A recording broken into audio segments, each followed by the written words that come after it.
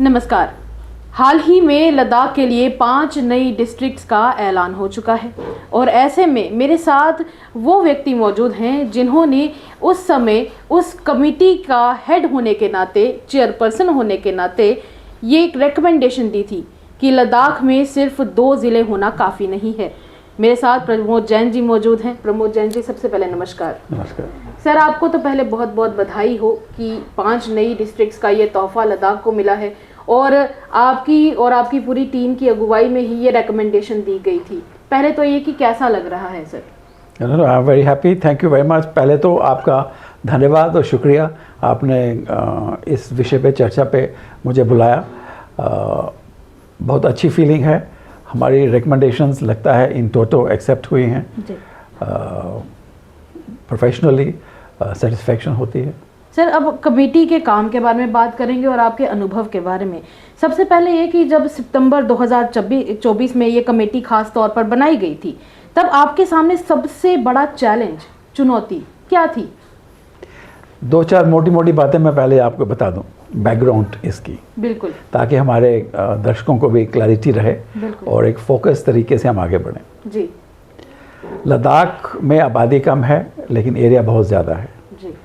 और till last year सिर्फ 2 districts थे, लेह और करगिल। बिल्कुल बिल्कुल।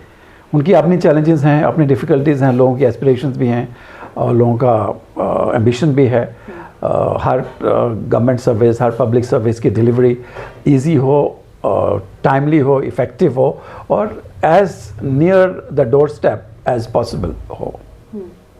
उस सब को देखते हुए जब ये यूटी बनी, उसके बाद कुछ एजिटेशंस भी हुई, कुछ डिमांड्स भी हुई। एमएचए ने सोचा कि 5 नए डिस्ट्रिक्ट्स बनाने से जो लोगों की जेन्युइन एस्पिरेशंस हैं और स्पेशली बॉर्डर एरियाज़ में और फार-फ्लंग एरियाज़ में वो मीट की जा सकती हैं। तो एक इन प्रिंसिपल डिसीजन लिया गया था। फिर उसके बाद लद्दाख यूटी एडमिनिस्ट्रेशन ने एक हाई पैनल कमेटी, एक हाई पावर्ड कमेटी का गठन किया, जिसका मुझे हेड बनाया गया और मेरे साथ मिस्टर अंशुक और मिस्टर काचू और फंदियार खान 2 कलीग्स थे, मेंबर्स, और साथ में डीसी ले और DC Kargil ex officio members थे। तो 5 मेंबर्स की हमारी टीम थी। हमने कार्यभार संभाला 30 सितंबर 2024 को और 3 मार्च 2025 को, मतलब 5 महीने में हमने अपनी रिपोर्ट सरकार को सौंप दी, यूटी गवर्नमेंट को, एलजी साहब को सौंप दी। एक बहुत बड़ी जिम्मेवारी थी, खास इसलिए भी कि बीच में पूरा विंटर था और विंटर में काम नहीं हो सकता था, टूरिंग नहीं हो सकती थी, मीटिंग्स ठीक तरह से नहीं हो सकती थी। लोगों से स्टेक होल्डर कंसल्टेशन और जो पब्लिक पार्टिसिपेटरी अप्रोच के साथ हम आगे बढ़ना चाहते थे, वो सारा काम स्टैंड स्टिल हो जाता। बिल्कुल। तो उसको देखते हुए हमने एक बड़ा इमीडिएट और स्ट्रॉन्ग डिसीजन ये लिया कि पहले 2 महीने हम अपनी सारी टूरिंग करेंगे और मीटिंग्स करेंगे और बाकी का जो टाइम होगा 3 महीने के करीब, उसमें हम फर्दर जो डिटेल्स चाहिए वो लेंगे, ऐड करेंगे, डिलीशन, सब्ट्रैक्शन सब कुछ करेंगे, कंसल्टेशन करेंगे, मैप्स बनाएंगे और फाइनल रिपोर्ट हम अपनी तैयार करके सौंपेंगे टाइम में। सर, अभी आपने बात की कि लोगों के साथ भी मिलना जुलना रहा उस दौरान, तो मतलब जाहिर सी बात है कि आपकी टीम्स लगातार निकली होंगी, अलग अलग इलाकों में लोगों से मिली होंगी, जैसे ज़ंस्कार हो गया, नुब्रा हो गया। तब जब लोगों से आपकी मुलाकात हुई, बातचीत हुई, तो उस दौरान लोगों ने आप सबके सामने क्या अपनी मांगे रखी उस दौरान? पहले तो मैं ये बता दूं कि हमने ये डिसीजन लिया कि हम इन सारे जो सजेस्टेड या रिकमेंडेड या प्रपोज्ड 5 न्यू डिस्ट्रिक्ट्स हैं, वहाँ तो जाएंगे ही, उनके अलावा कोशिश करेंगे कि जो डिस्प्यूटेड विलेजेस हैं या जहाँ पे एस्पिरेशंस अलग तरह की हैं, हमें इस डिस्ट्रिक्ट से नहीं रहना है, इस डिस्ट्रिक्ट में नहीं रहना है, यहाँ से डिटैच करके इस डिस्ट्रिक्ट में लगाइए, इस तहसील में नहीं रहना है, इस सब डिवीज़न में लगाइए। इस तरह की जहाँ पे डिस्प्यूट्स आना शुरू हो गई थी, डिफरेंट व्यू पॉइंट्स आना शुरू हो गए थे, हर तरह के पॉलिटिकल, सोशल, कल्चरल इन्फ्लुएंसेस लोगों ने आर्टिकुलेट करना शुरू किए थे। उनको देखते हुए हमने फिर ये फैसला किया कि इन सारे अफेक्टेड एरियाज़ को विजिट करेंगे और वहाँ as far as possible advance information देंगे और जितने भी लोग हमें मिलना चाहें उन्हें मिलेंगे। तो उसके चलते हमने 2800 किलोमीटर ट्रैवल किया। 2800 किलोमीटर विद इन लद्दाख 2 महीने में। ये है अक्टूबर और नवंबर 2024। That must be hectic. Very hectic, by road, travelling. फिर हमने 65 मीटिंग्स ऑर्गेनाइज की डिफरेंट लोकेशंस में, कोई किस विलेज में, कोई एरन वैली में, कोई पदम में, कोई चांगथांग में, कोई न्यूमा में, कोई द्रास में, इस तरह से। बिल्कुल। और टोटल हमें 183 डेपुटेशंस मिले। कुछ तो हमें हेडक्वार्टर्स में मिले लेह में, लेकिन मेजॉरिटी फील्ड में मिले during our touring and travel. कई बार तो ऐसा हुआ कि हम ट्रैवल कर रहे हैं, लोगों ने हमें रुका के अपनी बात कही, अपना मेमोरेंडम दिया साइन करके। और इन 183 मेमोरेंडम में टोटल 414 एक्शनेबल पॉइंट्स लोगों ने हमें प्रोजेक्ट किए। डिमांड्स कहें, कंप्लेंट्स कहें, अपनी सजेशंस कहें, अपने व्यू पॉइंट्स कहें, और इन सब के ऊपर हमने अपनी प्रतिक्रिया दी। यस, नो, ऑलरेडी डन, करना चाहिए, नहीं करना चाहिए, कैसे भी, हर एक के ऊपर हमने रिस्पॉन्ड किया, और वो हमारी रिपोर्ट में है। और हमारी रिपोर्ट करीब 340 पेजेस की, वो हमने 5 महीने में बना के एलजी साहब को लास्ट ईयर 3 मार्च को हैंड ओवर की। सर, जिस तरीके से आप बता रहे, इतने सारे लोग थे, अलग अलग मेमोरेंडम्स आपके पास आए, लोगों से अलग अलग जगह मुलाकात हुई, तो क्या उस दौरान आपको लगा कि लोगों की क्षेत्र के हिसाब से अलग अलग सोच और अलग अलग डिमांड्स हैं? लद्दाख में कल्चरली, सोशली और पॉलिटिकली तो है ही, इकोनॉमिकली भी बड़ी सारी डिस्पैरिटीज़ हैं और अलग अलग तरह के व्यू पॉइंट्स हैं। मुझे उससे कोई फ़र्क नहीं पड़ता, हम बड़े क्लियर थे। एक अच्छी थ्राइविंग डेमोक्रेसी में डिफरेंसेस बुरी बात नहीं है, शायद अच्छी बात है।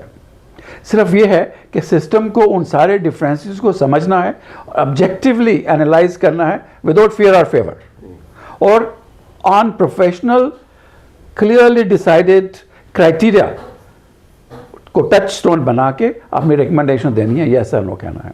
वही हमने किया। एक बड़ी फॉर्मल प्रोफेशनल गाइडिंग प्रिंसिपल्स के ऊपर आधारित एक अच्छी विजनरी रिपोर्ट सरकार को बना के दी। मैं तो ये मानता हूँ कि ये रिपोर्ट अगले 50 साल काम आएगी लद्दाख के एडमिनिस्ट्रेशन को और लद्दाख के लोगों को, उनके वेलफेयर को, उनके फ्यूचर को, उनकी प्रॉब्लम्स को ध्यान में रखते हुए हमने पूरा लोग सिटीजन सेंट्रिक अप्रोच के साथ, बॉटम अप पार्टिसिपेटरी विजन के साथ ये सारा काम किया और अपनी रिपोर्ट दी। सर, लद्दाख पहले सिर्फ और सिर्फ 2 ज़िलों में था, एक कारगिल, दूसरा लेह, अब ये 7 ज़िले हो जाएंगे। क्या लगता है कि ये पावर डिस्ट्रीब्यूशन से और इस तरीके से ये जो काम होने वाला है, इससे आम आदमी को सीधा सीधा कितना इफेक्ट पड़ेगा? मैं ये समझता हूँ, जब हम गए जगह जगह पे लोगों से बात की, स्पेशली चांगथांग में, ज़ंस्कार के इंटीरियर्स में हम गए, करशा में भी हम गए, पदम तो है ही हेडक्वार्टर्स, फिर एरन वैली में गए, अलग अलग विलेजेस हैं, अलग एस्पिरेशंस हैं, एम्बिशंस अलग हैं, प्रॉब्लम्स अलग हैं, उनके एक ही सॉल्यूशन नहीं हो सकते। तो हमें उनकी एंगल से देख के बहुत सारी चीज़ें रेकमेंड की हैं ऑन अवर ओन। सबसे पहली बात यह है कि जो डिस्ट्रिक्ट्स बनाने हैं उनके हेडक्वार्टर्स कहाँ होने चाहिए, उसके ऊपर भी डिस्प्यूट्स थे। फिर हमने क्राइटेरिया बनाया, उन क्राइटेरिया के अनुसार जो हमने हेडक्वार्टर सजेस्ट किए वही अब गवर्नमेंट ने रेकमेंड करके नोटिफाई किए हैं। एक तो वो, दूसरा उनकी बाउंड्रीज कहाँ होंगे, डिस्ट्रिक्ट्स की बाउंड्रीज, क्योंकि ऑलरेडी एग्जिस्टिंग जो हमारे तहसील या सब डिवीज़न थे उनकी बाउंड्रीज बड़ी इरेटिक थी और बहुत सारी डिमांड्स थी, कुछ बहुत सारी जेन्युइन भी थी, कुछ नहीं भी थी। उन सब को एग्जामिन करके हमने इन सभी नए प्रस्तावित ज़िलों की बाउंड्रीज कैसे निर्धारित की जाए उसके ऊपर क्लियर कॉम्प्रिहेंसिव रिकमेंडेशंस दी हैं, अलॉन्ग विद मैप्स के ऊपर प्लॉट करके हमने बताया है कि इस ज़िले की बाउंड्री यहाँ से गुजरनी चाहिए, ये गांव इधर होने चाहिए, ये गांव इधर होने चाहिए, इस तरह से होनी चाहिए। तीसरा पॉइंट सबसे बड़ा ये था कि वहाँ पे क्या एडमिनिस्ट्रेटिव इंफ्रास्ट्रक्चर और इंस्टीट्यूशनल अरेंजमेंट होना चाहिए। बिल्कुल। तहसीलें कितनी होंगी, सब डिवीज़न कितने होंगे, एडिशनल डिप्टी कमिश्नर की ज़रूरत है नहीं है, तहसीलों में न्याबतें कितनी होंगी, कितने कितने गांव एक तहसील न्याबत गांव और सारे एडमिनिस्ट्रेटिव ढांचे में होंगे, वो सारा हमने रेकमेंड किया बड़ा क्लियरली सोच विचार करके लोगों की सारी इनपुट्स को मद्देनज़र रखते हुए। और फिर क्या एडमिनिस्ट्रेटिव इंफ्रास्ट्रक्चर चाहिए, कौन कौन से ऑफिसेज होने चाहिए, कौन से नहीं होने चाहिए, क्या बेसिक फैसिलिटीज़ होनी चाहिए, किस तरह की बिल्डिंग्स होनी चाहिए, कितना स्टाफ होना चाहिए, कितनी पोस्टें सैंक्शन होनी चाहिए, कितनी गाड़ियां सैंक्शन होनी चाहिए, ये सब पूरा डिटेल में हमने 2 एनेक्शर्स में, इतने बड़े बंडल बना के एनेक्शर्स में हमने इस रिपोर्ट के साथ गवर्नमेंट को सबमिट किया। और साथ ही हमने एक रोल आउट प्लान भी बना के दिया उनके काम को फैसिलिटेट करने के लिए कि ये सारा काम करना कैसे है। खाली डीसी और एसपी को तैनात करना ये फर्स्ट स्टेप है, उसके आगे बड़े सारे स्टेप्स हैं। वो सारे स्टेप्स और फेज़ नंबर 1 में क्या करना चाहिए, फेज़ नंबर 2 में क्या करना चाहिए, फेज़ नंबर 3 में क्या करना चाहिए, किसको ये करना चाहिए, कैसे करना चाहिए, उस सभी के बारे में हमने डिटेल्ड वेरी कॉम्प्रिहेंसिव रिकमेंडेशंस दी। सर, आपने बताया कि बाउंड्रीज, हेडक्वार्टर्स, इन सब के बारे में आपने हमें बताया, पर ये कितना बड़ा चैलेंज था ये डिसाइड करना कि किसी भी डिस्ट्रिक्ट की बाउंड्री कितनी होगी। ये कितना बड़ा आप लोगों के लिए एक चैलेंज रहा, और इस सब के चलते क्या आप लोगों के सामने कोई विरोध भी आया कि नहीं? हाँ ज़रूर, तो वो तो सारी जो हमारी कहेंगे कार्यशैली है उसके साथ तो एक्सपेक्टेड ही था। क्योंकि अगर आप फ्री और फेवर और बिल्कुल बिना फियर और फेवर के चलना चाहते हैं और बिल्कुल इम्पार्शियल और ऑब्जेक्टिव होकर चलना चाहते हैं, कुछ ना कुछ लोग नेचुरली आपसे सहमत नहीं होंगे, तो वो प्रॉब्लम नहीं है। प्रॉब्लम ये है कि हमने ये निर्धारित करना था कि लोगों को जस्टिस मिले टू द एक्सटेंट पॉसिबल, और वही हमने रास्ता इख्तियार किया। और ये मुश्किल रास्ता होता है हमेशा एडमिनिस्ट्रेशन में, बिल्कुल बिल्कुल, क्योंकि पॉपुलिस्ट रास्ता अपनाना बहुत आसान होता है और फ्री एंड फेयर और ऑब्जेक्टिव वो हमेशा डिफिकल्ट होता है। तो नेवरदलेस वही तो चैलेंज थी। सर, इसी के साथ एक चीज़ और भी, आप हेडक्वार्टर्स की भी बात कर रहे थे। जब आप हेडक्वार्टर्स के लिए सारी लिस्ट बना रहे थे, उसमें जब उनका आप एरिया तय कर रहे थे, हेडक्वार्टर का एरिया खासकर आप तय कर रहे थे, तब किन बातों के ऊपर आपने सबसे ज़्यादा जोर दिया? एक तो हमने देखा कि ज्योग्राफिकल कंपैटिबिलिटी होनी चाहिए, बीच में कोई नदी या बहुत बड़ा वाटर सोर्स ना हो। 2 पहाड़ों के बीच में वैली है तो वो नेचुरली एक टेंडेंसी होती है कि उसको एक एडमिनिस्ट्रेटिव यूनिट, एक अच्छा कंपैक्ट यूनिट बनाया जा सकता है। दूसरा, एग्जिस्टिंग एडमिनिस्ट्रेटिव अरेंजमेंट क्या है और मैन पावर अवेलेबिलिटी क्या है। तीसरा, क्या वो सेंट्रल बनता है, जो ज़िला लोग मांगते हैं उसमें वो सेंट्रल बनता है। वहाँ पे एक जगह ये भी हमें देखना पड़ा कि सनराइज सनसेट कितना होता है, जल्दी होता है, लेट होता है, इस जगह करें उस जगह करें। लोगों की aspirations, existing infrastructure, geographical compatibility, compactness culturally, और फिर वाटर सोर्सेस, बिल्डिंग्स बनानी है, पॉपुलेशन ग्रो करेगी, कस्बा बनेगा, वहाँ पानी होना चाहिए। तो ये सारी चीज़ें हमने देख के मोटे मोटे रूप से ये तय किया कि ये हमारे हेडक्वार्टर्स होने चाहिए। बिल्कुल सर, अब बात करेंगे दूर दराज इलाकों की, क्योंकि आपने बताया कि कई दूर दराज इलाकों के लोगों की भी अलग समस्या थी। तो ऐसे में कई सारी लोकेशंस ऐसी हैं जो दुर्गम इलाकों में आती है, जहाँ पर पहुँचना बहुत मुश्किल है, जैसे कि चांगथांग है, ज़ंस्कार है। तो इन सभी इलाकों में प्रशासन का पहुँचना कितना बड़ा चैलेंज रहा, क्योंकि दुर्गम इलाके लोगों के लिए पैदल चल के जाना भी मुश्किल होता है इन इलाकों में। हमने भी एक बड़ी प्रैक्टिकल अप्रोच की। हमने वो डिस्ट्रिक्ट्स या वो एरियाज पहले ट्रैवल किए जहाँ पे बर्फ़ और ठंड जल्दी हो जाती है।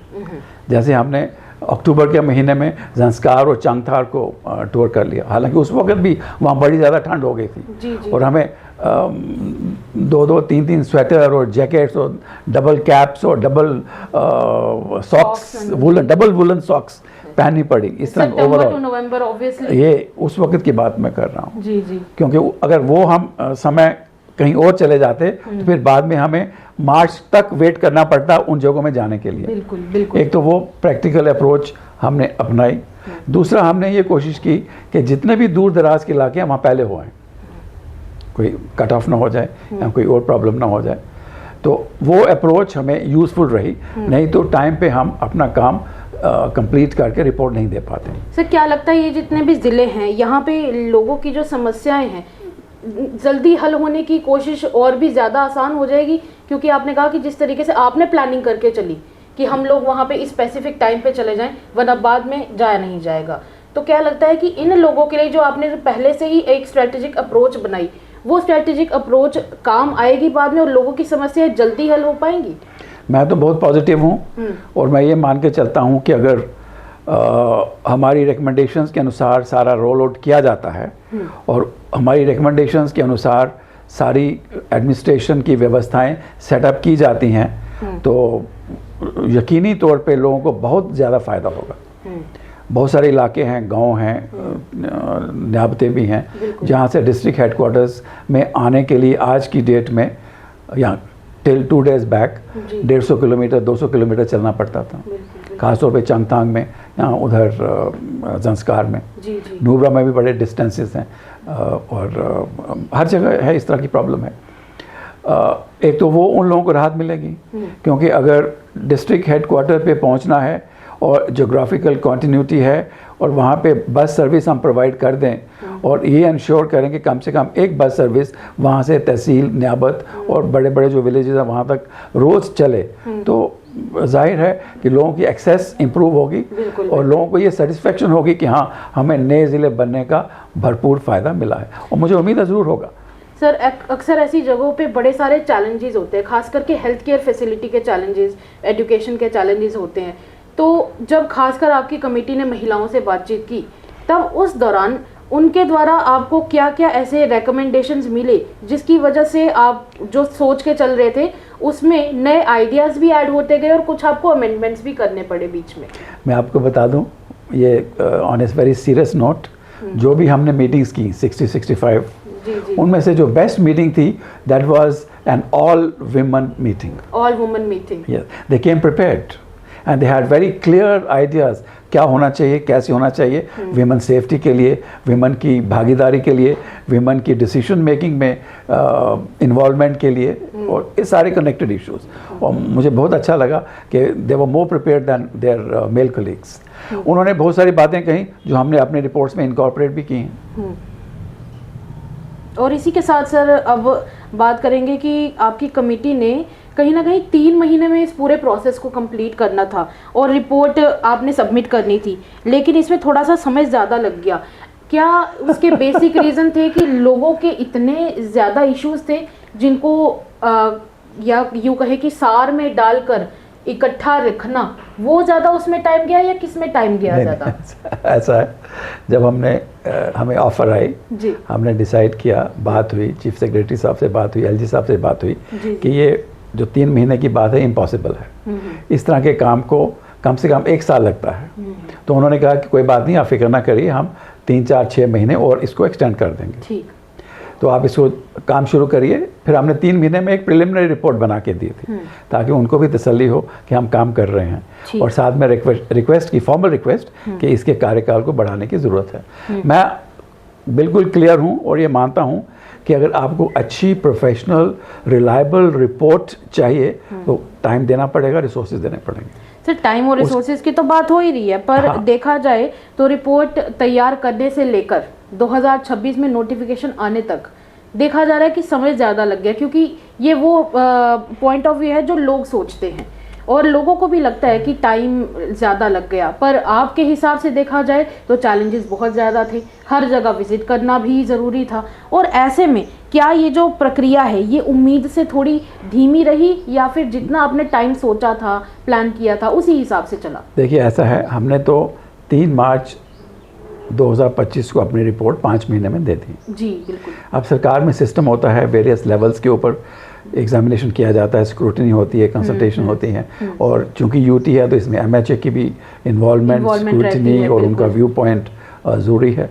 फिर भी मैं समझता हूँ इतना समय कोई ख़ास नहीं लगा, बाकी स्टेट्स में, यूटीज़ में इन चीज़ों के ऊपर और भी ज़्यादा समय लगता है। बिल्कुल बिल्कुल। एक अच्छी इफ़ेक्टिव नई ऑर्गेनाइजेशनल स्ट्रक्चर बनाने के लिए अगर आपको गलतियां नहीं करनी है तो टाइम लगाना ज़रूरी है प्लानिंग के लिए। बिल्कुल बिल्कुल।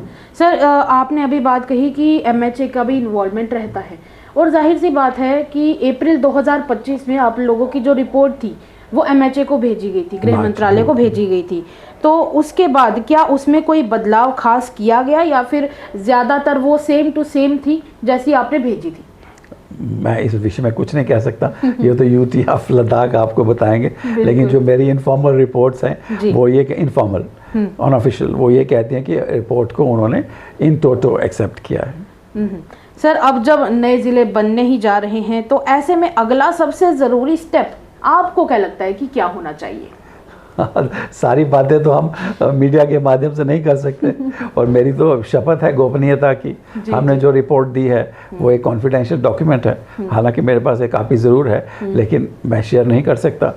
इतना ज़रूर कहूँगा कि हमने ये सारी चीज़ें कंसिडर करके एक कॉम्प्रिहेंसिव एक्शन पॉइंट्स का सेट बना के, एक रोल आउट प्लान का मॉडल बना के, कब क्या क्या काम किसको किस डेट में किस टाइम फ्रेम में करना चाहिए, सारा उनको सौंप दिया। सर, क्या आपको लगता है कि इन नए ज़िलों से लद्दाख में जो लाइफ की स्पीड है, फैसिलिटीज़ मिलने की स्पीड है, वो और तेज़ हो जाएगी? फैसिलिटीज़ जल्दी मिलेंगी, क्वालिटी ऑफ एडमिनिस्ट्रेशन इम्प्रूव होगा, लोगों की क्वालिटी में इम्प्रूवमेंट आएगी, इकोनॉमिक डेवलपमेंट होगी, लोगों की political social cultural aspirations meet होंगी। ये सारी चीज़ें मैं बहुत कॉन्फिडेंट, बहुत पॉजिटिव। सर, लद्दाख एक ऐसा एरिया आता है जिस इलाके में टूरिज़्म बहुत बड़ा रोल प्ले करता है। दूर दूर से टूरिस्ट हर बार आते हैं लद्दाख घूमने के लिए, और ऐसे में टूरिज़्म एक बेसिक इन्वॉल्वमेंट है वहाँ पर इसकी। वहीं दूसरी तरफ शिक्षा की बात करें, कहीं पर भी डेवलपमेंट की बात हो, शिक्षा सबसे ज़रूरी है, हेल्थ केयर फैसिलिटी सबसे ज़्यादा ज़रूरी है। तो ऐसे में इन तीन जो स्तंभ हैं, ऐसे स्तंभों का इन क्षेत्रों पे कितना बड़ा असर पड़ेगा इन नई डिस्ट्रिक्ट्स आने की वजह से? एक तो स्वाभाविक बात है कि बहुत सारे एरियाज ओपन अप होंगे, नए डिस्ट्रिक्ट्स बनेंगे, इन्वेस्टमेंट्स होंगी, बाहर से भी इन्वेस्टमेंट्स आ सकती हैं, गवर्नमेंट को अपना इंफ्रास्ट्रक्चर तैयार करना है, रोड नेटवर्क और स्ट्रेंथन होगा, उसकी वजह से टूरिज़्म ज़्यादा अच्छा बनेगा, प्रभावी बनेगा और इफ़ेक्टिव बनेगा। मैं ये समझता हूँ कि करीब करीब हर विलेज में टूरिज़्म का कुछ ना कुछ एसेट ज़रूर है लद्दाख में।